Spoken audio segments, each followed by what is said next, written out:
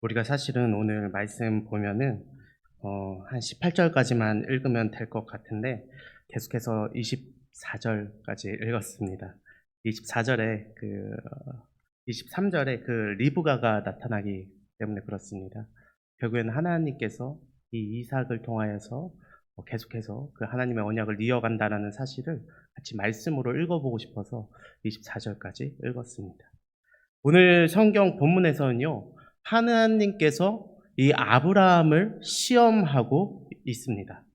근데 하나님께서 이 아브라함을 시험하시는 이 장면에서 우리가 한번 같이 생각해 봐야 할 것이 있는데요. 그것은 하나님이 자신의 백성을 택해놓고 왜 시험을 하느냐라는 것입니다. 하나님께서 아브라함을 왜 시험하고 있는 것일까요? 그에게 어떤 문제가 있어서 그것을 바로잡기 위해서 하나님께서 시험하시는 것입니까? 아니면은 아브라함의 삶에 있어서 뭔가 하나님의 필요가 있기 때문에 하나님께서 이렇게 시험하도록 하시는 것입니까? 이 모든 것도 다 아니라고 볼 수 있습니다. 오늘 말씀에 보니까 하나님이 아브라함을 시험하는 그 이유는요, 하나님의 택하심에 아브라함의 공로가 없기 때문입니다. 하나님의 택하심에 아브라함에게 공로가 전혀 없습니다. 이 말이 무슨 뜻이냐면 하나님의 택하심은 전적으로 하나님의 은혜다라는 것이죠. 세상에서는 사람을 뽑을 때에 이력서를 요청합니다. 그래서 그 이력서에 있는 것을 보고 평가하여서 사람을 뽑습니다. 그 사람의 환경이 어떠하고 경력은 어떠하고 또 어떠한 것들을 해왔는지 이렇게 살펴보는 것이죠. 이렇게 그 사람을 다 따져보고 뽑는다라는 것은 그 사람의 능력을 보고 그 사람의 공로를 보고 뽑는 것입니다. 그러나 하나님의 택하심은요, 이와는 다릅니다. 전적인 하나님의 선택하심 가운데 있다라는 것이죠. 그렇기에 제가 드리고 싶은 말씀은 하나님께서 자신의 택한 백성을 시험하는 그 이유도요, 우리에게서 찾아볼 수 없다는 것입니다. 하나님의 백성에게서 그 시험하시는 이유를 찾을 수 없다라는 것입니다. 오늘 성경을 보면 이 아브라함에게서 이 시험하시는 이유를 찾아볼 수 없다는 것이고, 우리의 삶에서도 때로는 그런 말 하지 않습니까? 서로가 이렇게 바라보며 무슨 어려운 일이 있을 때, 무슨 일이 있을 때, 야, 너가 좀 이러니까 하나님이 이런 것 때문에 이렇게 시험하시는 거 아니냐? 라고 이렇게 이야기하시는 것도 있지만, 택하신 것도 하나님이시라면 그 시험을 하시는 그 이유도요, 하나님께 있는 것입니다. 그렇기 때문에 우리는 우리가 시험받을 때에 시험받는다라고 하지 못하는 이유도 바로 여기에 있는 것이죠. 그러나 오늘 말씀에서는요, 하나님께서 이 아브라함에게 믿음을 보시기 위해서 시험했다라고 기록되어 있습니다. 정확히는 히브리서에 기록되어 있는데요. 히브리서 11장에 보면 아브라함의 믿음을 보시기 위해서 지금 시험하신다라고 분명하게 적혀 있습니다. 그럼 하나님께서 이 시험을 하시는데, 그리고 그 답을 믿음이라고 쓰시기를 원하시는데, 그 풀이 과정은 어떻게 되는 걸까요? 지금 우리가 보고 있는 이 성경의 내용을 한편에 어떠한 시험 문제로 본다면, 하나님의 이 시험 문제 가운데 아브라함이 어떻게 했길래 하나님께서 그것을 정답이다라고 하면서 그 믿음을 받으신 걸까요?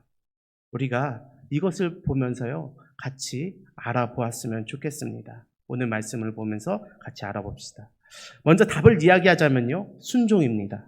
제목에도 적어놨듯이 아브라함은 순종했기 때문에 하나님께서 그것을 믿음으로 보았습니다.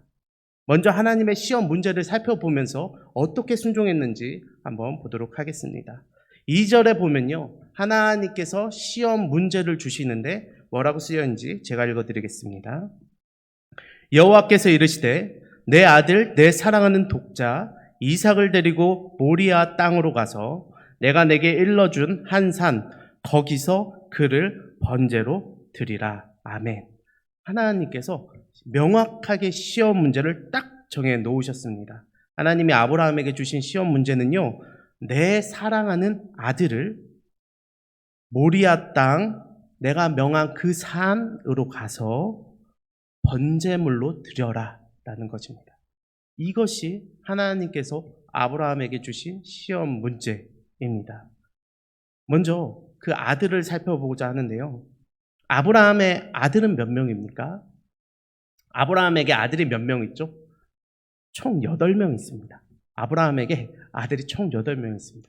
그렇게 한 명 낳기도 어려워 보였는데 8명이 있습니다. 우리가 잘 알다시피 이스마엘이 있고, 그리고 그 다음에 이삭이 있고, 그리고 아직은 성경에 등장하지 않았지만 25장에 살펴보면요, 그 후처를 둡니다. 그두라라는 후처를 둬서 6명의 그 아들들을 낳습니다. 근데 그거는 아직 성경에 등장하지 않으니까 6명을 빼고서라도 사실 2명이 있습니다. 이집트 여자 하갈과 동침하여서 낳은 이스마엘과, 그리고 본처인 이 사라와 낳은 자식인 바로 이삭이 있습니다. 근데 하나님께서는 그 중에서 콕 찍어서 이 이스마엘이 아니라 사랑하는 네 아들, 독자 이삭을 바치라고 이야기하고 계십니다. 왜냐하면 이스마엘은 이미 이 아브라함의 품을 떠나 하갈과 광야 생활을 하고 있는 중이고, 이삭만이 하나님의 언약 백성으로서 그것을 이어갈 유일한 자손이기 때문입니다.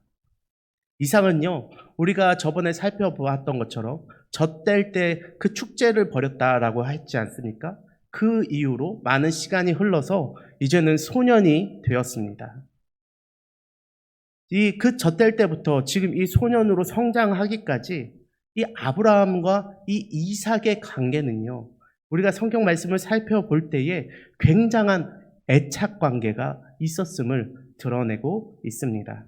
7절을 보면 알 수 있는데요, 이삭이 아버지를 부르는데 뭐라고 이야기하냐면 내 아버지요, 내 아버지요 라고 부르고, 그리고 아브라함도 이삭을 부를 때 뭐라고 부르냐면 내 아들아 라고 부릅니다. 이러한 말은요, 진짜 성경에 거의 등장하지 않습니다. 굉장히 서로 간의 그런 애정 표현과 그 애착 관계를 분명하게 드러내주는 단어인 것이죠. 또한 그뿐만이 아닙니다. 하나님께서 이 둘의 관계를 분명히 알고 계세요. 그렇기 때문에 뭐라고 합니까? 사랑하는 이삭. 그냥 이삭이 아니라 네가 사랑하는 그 이삭을 바쳐라 라고 명확하게 이야기하십니다. 왜 이 사랑하는 것이 의미를 가질까요?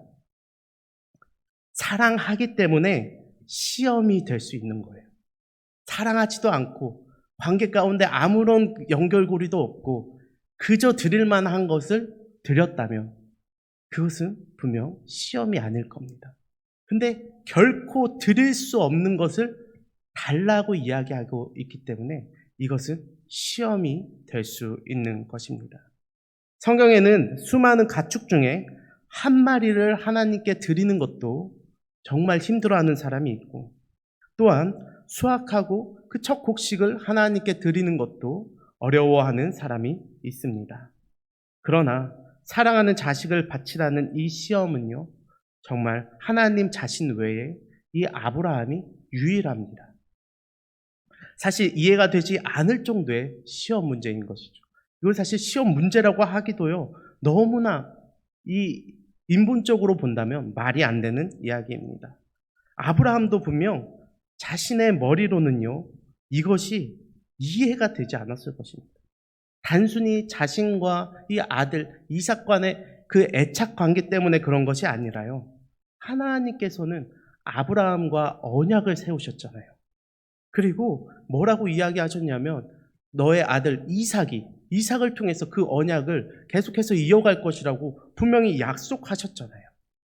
그리고 하나님께서 인신 제사를 받으시는 분이 아니라는 것을 분명히 알고 있는데 하나님께서 이런 시험을 요구하는 것조차 아예 머리로는 이해가 안 될 것입니다. 이거는 도저히 하나님께서 나에게 말한 것이 이게 맞나? 라는 생각이요, 그를 지배했을 것입니다.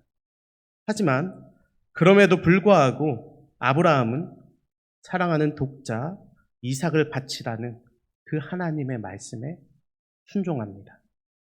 그것도 어떻게 순종하냐면요. 매우 급하고 빠르게 준비함으로써 이 순종이 더더욱 순종처럼 보여지고 순결해지고 온전하게 성경은 드러내고 있습니다. 이전에 제가 설교할 때에 하나님께서 아브라함을 찾아왔을 때 그 아브라함이 식사 대접을 한 적 있지 않습니까? 그것이 마치 예배였다. 그것이 마치 제사와 같았다라고 하면서 이 아브라함이 정말 하나님을 얼마나 극진히 생각하는지 그 행동을 통해 보여준다라고 이야기했었습니다. 그때 아브라함이 그 하나님께 음식을 어떻게 준비하나요? 가장 정성스럽고 좋은 것을 빠르게 잡아서 빨리 요리하라고 시키고 그리고 엄청나게 많은 양으로 하나님의 그 마음을 최대한 자신의 그 하나님께 드리는 그 마음을 온전히 다 보여드리려고 그렇게 했었습니다. 근데요, 사실 그 제물의 내용만 바뀌었지 이 이삭이 제물이 되었어도 이 아브라함은요 똑같이 행동함으로써 하나님을 향한 자신의 마음을 드러내고 있습니다. 아브라함은 다음 날 아침 일찍 일어나서 채비하고 떠납니다. 사실 그 누구보다 가슴 아팠을 사람 아브라함뿐만 아니라 사라도 있잖아요. 사라가 정말 이 이야기를 듣고 얼마나 대성통곡하고 얼마나 그 마음이 힘들었겠습니까? 어쩌면은 아브라함이 이야기하지 않았을 수도 있겠습니다. 그러나 중요한 사실은 이 아브라함이 그럼에도 불구하고 빠르게 준비해서 이 이삭과 떠나고 있다라는 것이죠. 사실 이 시험 문제, 하나님께서 내신 문제에는요, 허점이 있습니다. 허점이 뭐냐면요, 명확한 시간이 안 적혀 있다라는 것이죠. 그럼 저 같으면요, 이러한 시험 문제를 받으면요, 내가 하기는 하더라도 최대한 시간을 끌 것 같습니다. 정말 머리 쓴다고 써서 저희 죽기 직전에 그때 순종해도 되지 않겠습니까? 하면서 하나님께 그때 드리려고 했을 것 같아요. 그리고 그게 아니더라도 최대한 애도하는 시간을 갖고 나서 그리고 떠났을 것 같습니다. 이 사사시대에도요, 그런 인물이 한 명 존재합니다. 이 사사시대에 입다라는 사람도요, 자신의 딸을 하나님께 드린 적이 있습니다. 하나님께 서원을 합니다. 어떻게 서원을 하냐면 하나님께서 시험하신 것도 아닌데 이 믿음으로 서원하는 것이 아니라 그 자신이 그 전쟁에서 승리한 것에 대한 그 대가로 정말 그 우상 숭배하는 안 좋은 모습의 그 영향으로 인해서 정말 하나님께 사람을 바치겠다고 서원한 사람이 있습니다. 자신이 우쭐해져서 그 마음이 승리를 얻기 위해서 하나님께 그렇게 서원을 하는데 그 사람을 바치는 것을 하나님이 기뻐하시겠습니까? 그러니까 하나님이 그 가장 먼저 달려와 오는 사람을 누구로 지정해 줍니까? 그 자신의 무남 동료. 성경이 기록하고 있습니다. 무남 동료 딸이 아버지의 승리 소식에 가장 먼저 기뻐하며 춤추면서 소고치면서 그렇게 다가옵니다. 그래도 이 입다라는 사람이 하나님께 드리겠다고 서원했으니까 안 그래도 되는데 하나님께 사람을 바칩니다. 그때에 입다의 딸이 자신이 이렇게 죽기는 너무 그러니까 애도하는 시간을 갖게 해달라. 자신의 친한 친구들과 가서 2달 동안 산에 들어가서 충분히 애도하고 옵니다. 그렇게 해도 되지 않겠나요?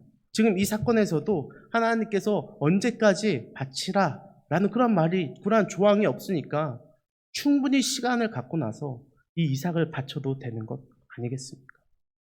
근데 아브라함은 그렇게 하지 않았다라는 것이죠. 떠나도 바로 다음 날 이른 아침에 떠납니다. 이것은 삶의 우선순위 때문에 그렇습니다. 아브라함은 하나님의 말씀을 믿음으로 의인이 된 사람입니다. 그는 하나님의 말씀이 자신의 삶 가운데 얼마나 중요한지, 또한 그것을 내가 어떻게 할 수 없다라는 사실을 분명히 잘 알고 있는 사람이었습니다. 그렇기에 시간을 들인다고 해서 이 일이 결코 바뀌지 않을 것이라는 것도 분명히 알고 있는 것이죠. 하나님의 말씀은 결코 내 힘으로, 내 지식으로, 내 생각과 계획으로 돌이킬 수 없다는 것을 이 아브라함은 너무도 잘 알고 있었습니다. 소돔이 멸망할 때만 봐도 그렇습니다.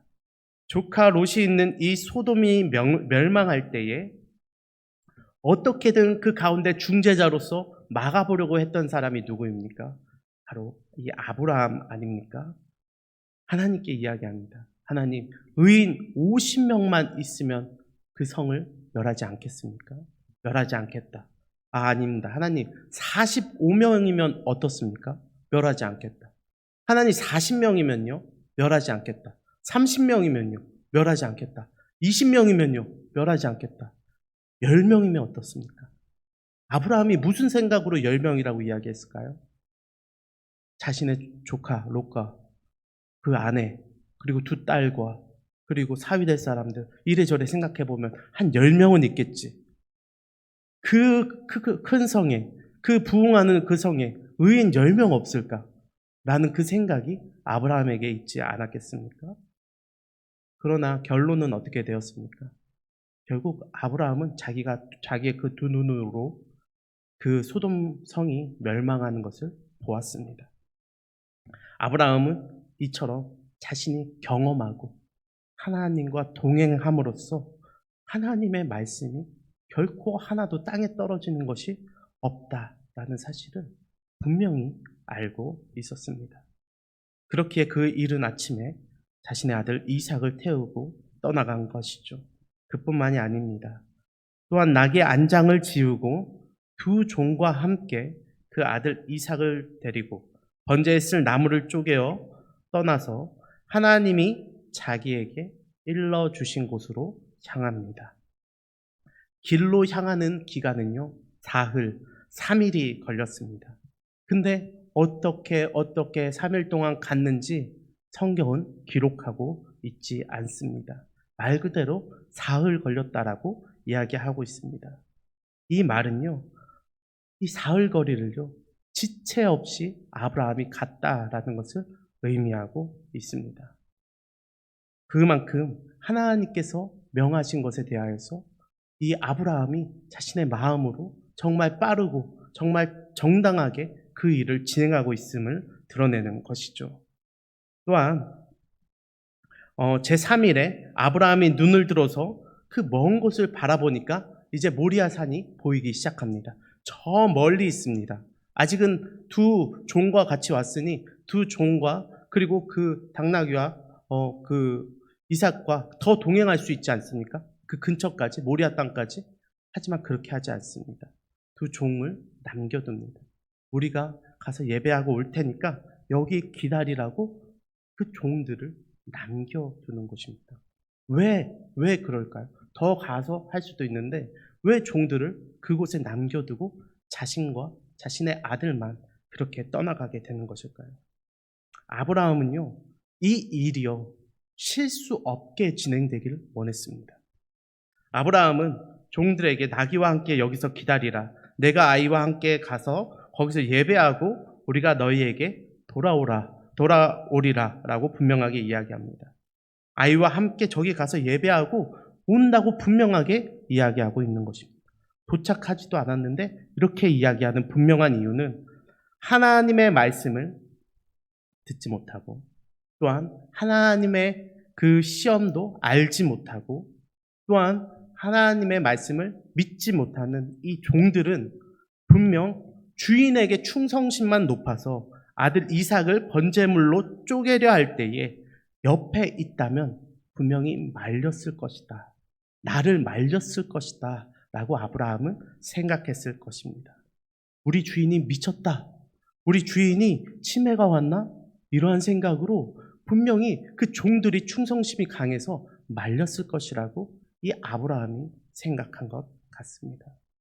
사실 예수 그리스도께서 예수님께서도 이러한 일이 있었습니다. 십자가에 달려 죽으실 것과 부활하실 것들을 이 제자들에게 이야기하십니다. 제자들에게 나는 죽어야 할 것이다. 나는 또 부활하게 될 것이다. 라고 명확하게 이야기하는데 그것을 믿지는 못하고 충성심만 높아버리니까 어떠한 일이 생기냐면 베드로가 예수님께 나서서 이야기합니다. 예수님, 그런 일 없을 것입니다. 예수님, 안 죽으실 겁니다. 예수님, 그렇게 생각하지 마세요. 인간의 생각과 인간의 뜻으로는 그게 도리와 같이 보여지지만 예수님께서는 마태복음 16장 23절에서 이같이 이야기합니다.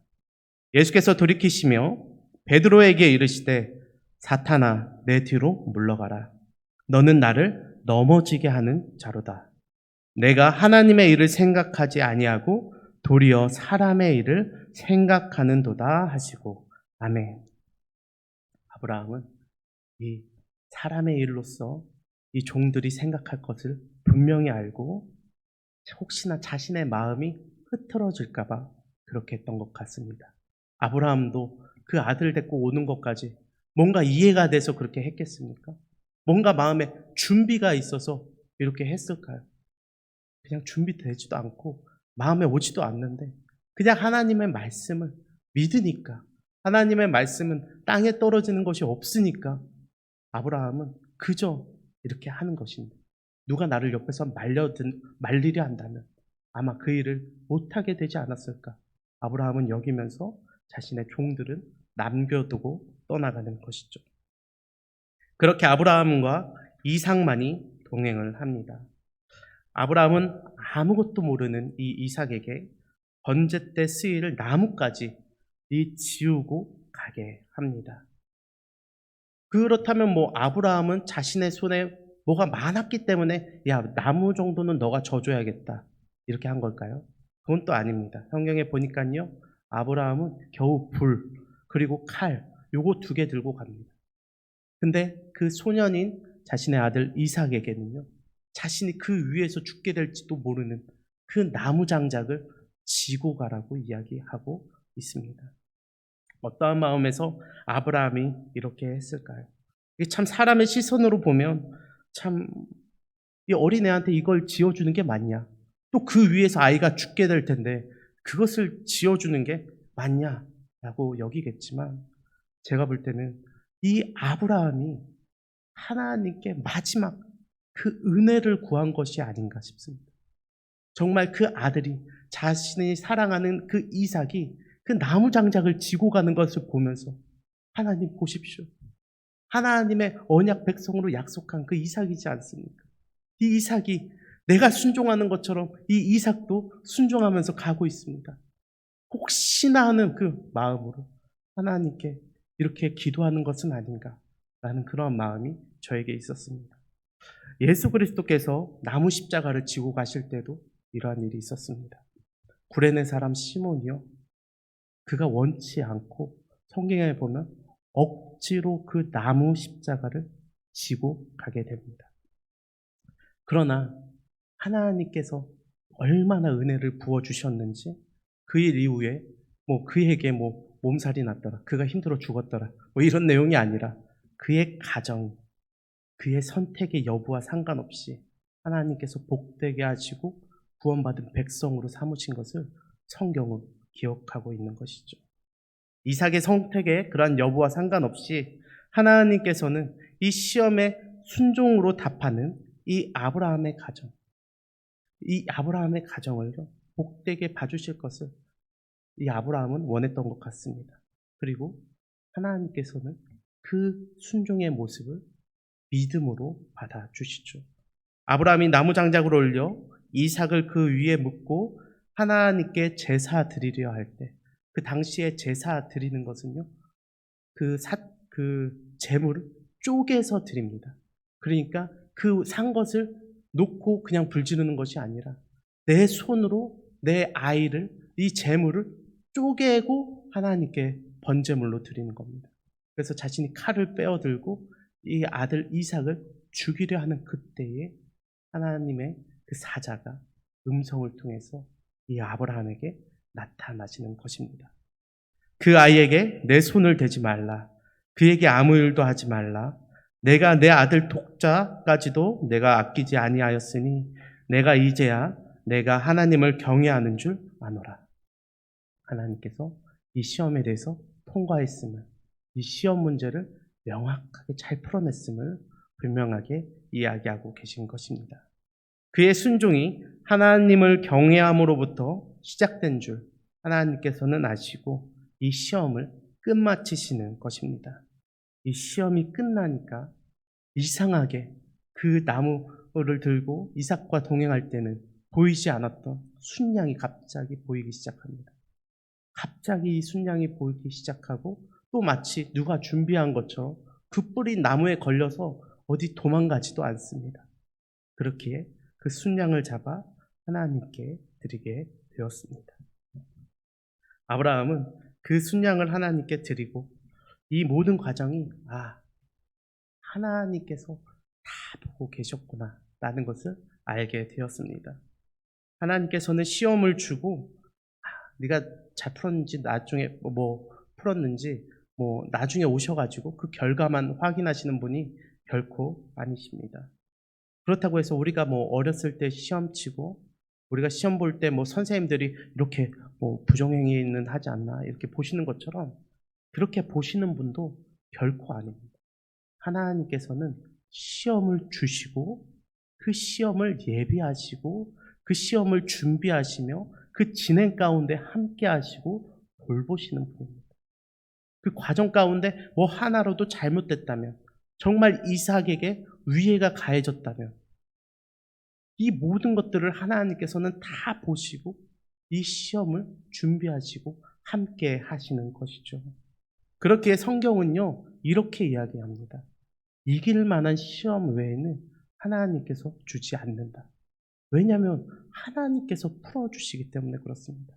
이 시험을 마치 아브라함이 아브라함이 자신의 믿음으로만 뭔가 한 것처럼 보이지만 이 믿음이라는 것은 하나님께서 보신 것이고 이 순종을 행하기까지 하나님께서 그 모든 것을 다 준비해 놓고 계신 것입니다. 그렇기 때문에 아브라함이 이 일을 함께 할 수 있었던 것입니다. 오늘 이 모든 시험을 계획하시고 준비하시며 시험이 진행되는 동안 하나님이 이 아브라함을 돌보셨습니다. 그렇게 아브라함은 여호와 이레라고 이야기합니다. 여호와 이레라는 말은 이 여호와라는 단어와 이 이레라는 단어가 합쳐진 겁니다. 이 이레라는 단어는요, 이 라라고 이게 두 눈으로 보는 것에서부터 시작되었습니다. 그래서 정말 준비되리라, 이것을 내가 보리라 라는 것을, 여호와의 산에서 내가 이 준비된 것들을 본다라는 것을 고백하고 있는 것이죠. 이 말은 아브라함이 여호와의 산까지 와서 비로소 왔을 때, 비로소 하나님 앞에 자신의 모든 것을 다 순종했을 때만 고백할 수 있는 말입니다. 우리가 평소에 그런 말 하지 않습니까? 에이, 하나님께서 다 준비하셨겠지. 그냥 무책임하게 던지면서 여호와 이래지, 여호와 이래야, 그렇게 얘기하는 것과는 분명히 다른 것입니다. 자신이 그 시험에 응하고 그 시험을 다 겪고 나서 정말 하나님께서 이래서 하나님께서 내 인생을 때로 이렇게 빙빙 둘러서게 했구나. 이래서 하나님께서 이렇게 하셨구나. 이 깨달음이 나에게 올 때, 내가 그것을 알게 될 때, 그것을 믿게 될 때, 그것이 여호와 이레는 것이죠. 그 여호와의 산에 서기 전까지는 결코 알 수 없는 것입니다.